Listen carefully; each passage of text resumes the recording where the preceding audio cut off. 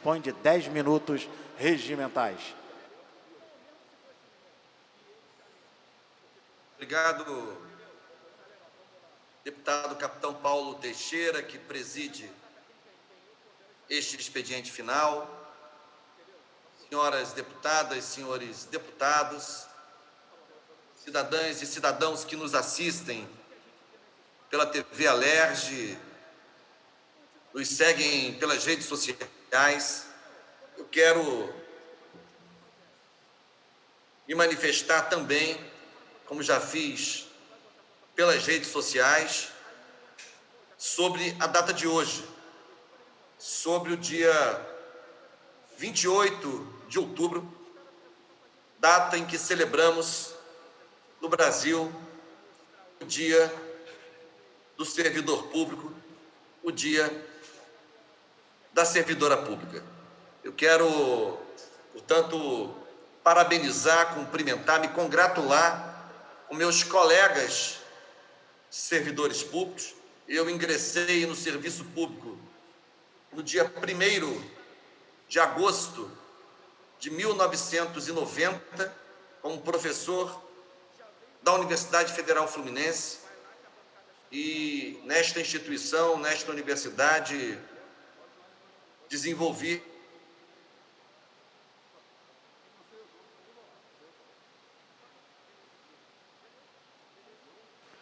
Houve um congelamento aí da imagem do deputado Valdec Carneiro. O Departamento de Informática está resolvendo. Eu peço um momentinho.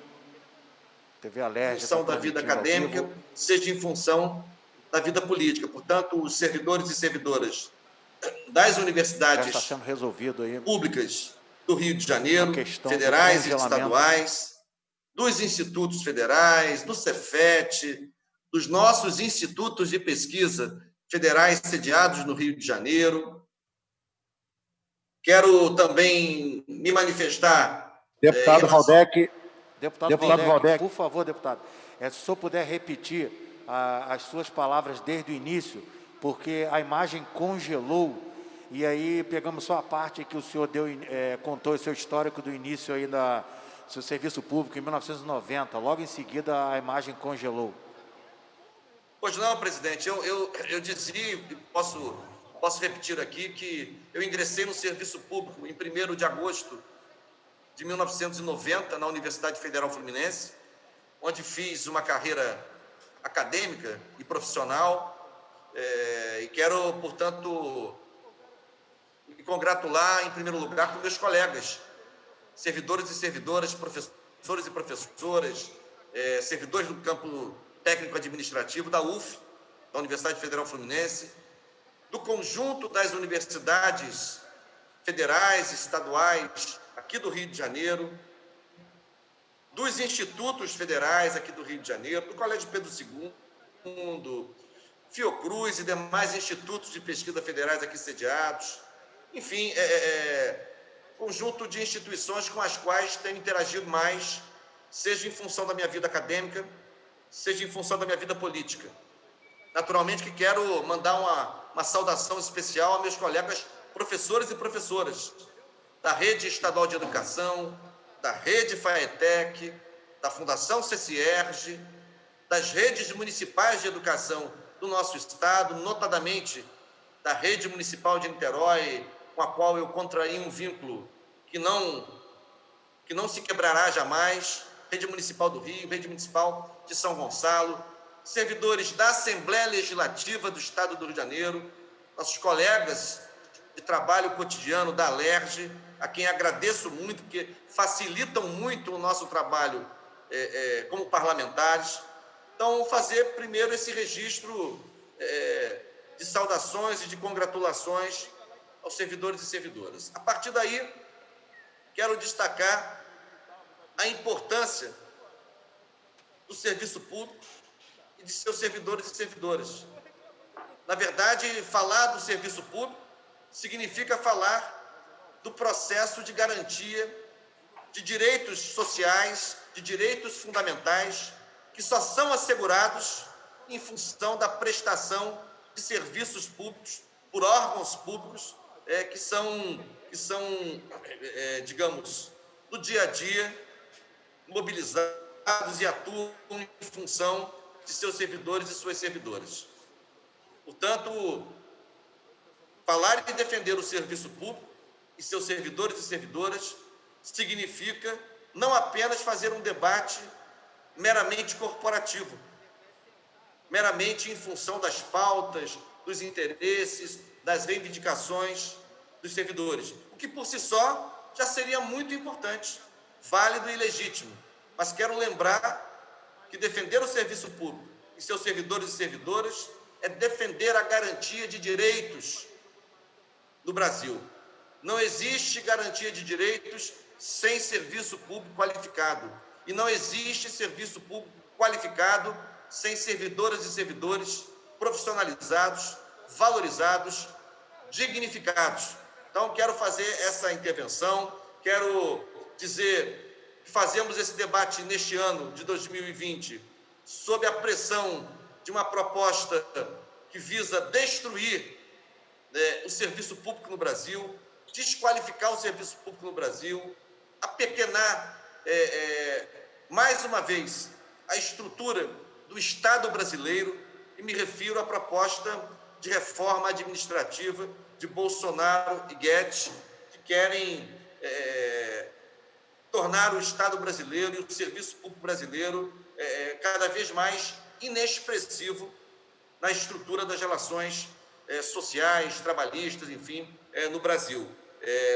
Insisto que este projeto de reforma administrativa de Bolsonaro e Guedes não é um projeto isolado, se insere no contexto mais geral de uma política implementada pelo governo federal que não dá importância ao Estado e ao seu papel regulador e provedor, né, da vida social, das atividades sociais, das políticas sociais, não dá importância à soberania nacional, vide a sucessão de entregas que vem promovendo em relação às nossas riquezas e potencialidades estratégicas, está certamente no contexto, portanto, dessa política que viola a autonomia de instituições públicas, vide o caso das universidades federais, o caso de institutos federais de pesquisa, como o IBGE, como a Fiocruz, como o INPE, como o Instituto Nacional de Educação de Surdos. Ou seja, a reforma administrativa não é uma agenda isolada da dupla Bolsonaro e Guedes, que odeiam o serviço público, que odeiam os servidores públicos e não tem compromisso com o fortalecimento, com a valorização do Estado brasileiro e de suas políticas públicas. Então, queria fazer essa manifestação e dizer que me preocupo que isso produza filhotes pelo Brasil afora. Nós sabemos que, pouco antes da eclosão da pandemia, quando ainda não estava afastado, o governador Wilson Witzel mandou para a Assembleia uma mensagem que, em última instância, era um verdadeiro, promovia um verdadeiro feirão de órgãos públicos estaduais. Ora, eu não concordo com essa política, não acho que desmontar o serviço público, desmontar as empresas públicas, desmontar os órgãos públicos, possa colaborar para o nosso processo de desenvolvimento. Ao contrário, tem órgãos importantíssimos que poderiam contribuir de maneira decisiva para o desenvolvimento do Estado, que estão abandonados à própria sorte. É o caso do CEPERJ, que, inclusive, já há uma audiência pública, não com data marcada, mas já programada pelas comissões de Ciência e Tecnologia, pelas comissões de Economia, de Tributação, para tratar do CEPERJ e do seu destino. É um órgão que poderia ser um produtor de dados, informações, estatísticas, estudos sobre o Rio de Janeiro e, no entanto, está abandonado à própria sorte. Foi tratado no Rio de Janeiro por vários anos com cabide de emprego, com mero cabide de emprego. Isso é que é desvirtuar o serviço público, isso é que é desvirtuar o papel dos órgãos públicos, seus servidores e suas servidoras.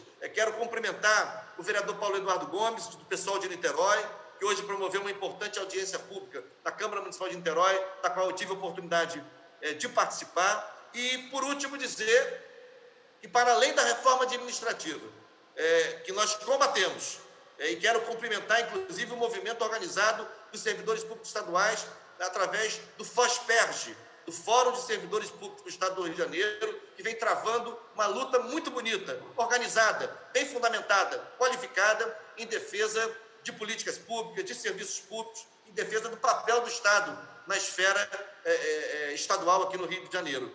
E, além da reforma administrativa que estamos combatendo e denunciando, o governo Bolsonaro, no contexto do Dia do Servidor Público, edita um decreto, publicado ontem, que abre a possibilidade de privatização de unidades básicas de saúde.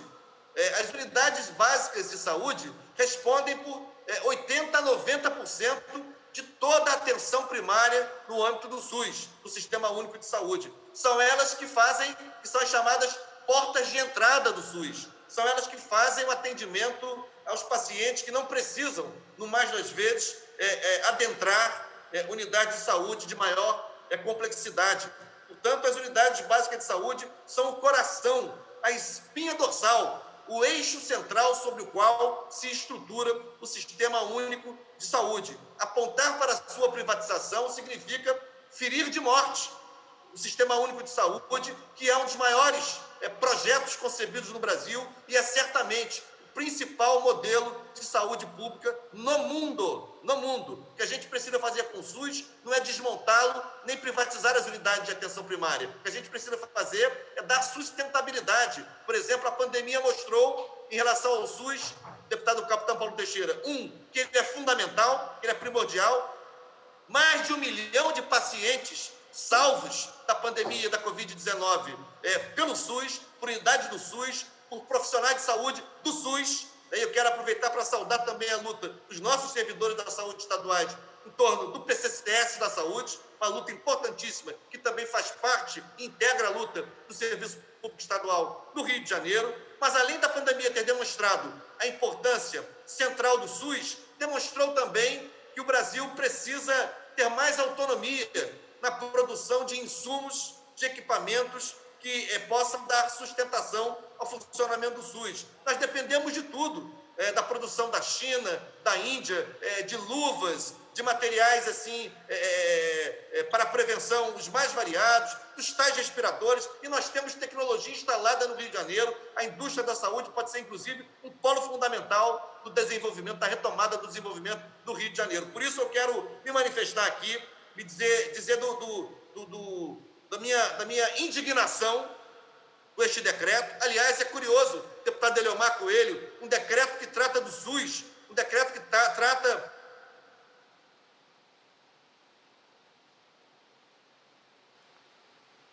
Congelou a imagem do deputado Valdec Carneiro. Deputado Paulo Teixeira, me ouve? O informático já está resolvendo essa questão aqui na Alerj. Houve um congelamento da imagem do deputado Valdec. Deputado capitão Paulo Teixeira, me ouve? Momento, por favor. Eu estou travado aqui na tela.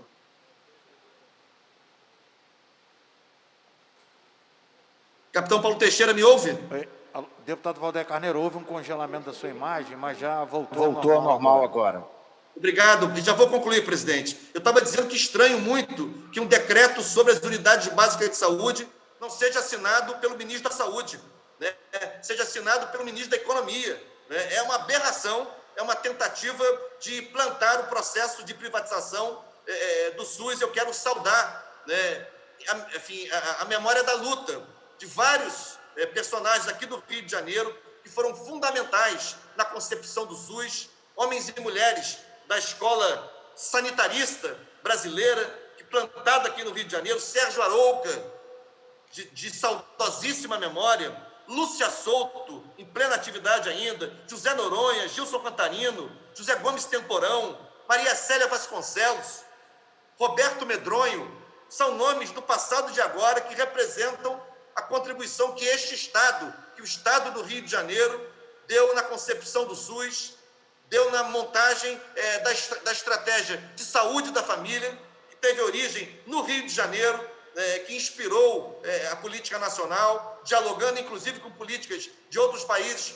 como a própria política de saúde de Cuba, que foi fundamental para disseminar a ideia da estratégia de saúde da família. Eu quero, portanto, fazer essa manifestação em defesa do serviço público, em defesa de servidoras e servidores públicos, em defesa do SUS, em defesa de uma política pública de saúde estatal e fortalecida do ponto de vista dos seus órgãos, das suas unidades de saúde, de atenção primária principalmente, mas também de média e alta complexidade. E, claro, mandar os nossos votos de solidariedade, nossa atenção permanente aos servidores e servidoras do Hospital Geral de Bom Sucesso, em função desse incêndio grave que atingiu essa importante unidade federal de saúde no Rio de Janeiro. Ou seja, deputado Capitão Paulo Teixeira, é defesa do Estado brasileiro, é defesa da garantia de direitos, que não acontece sem serviços públicos, sem servidores e servidoras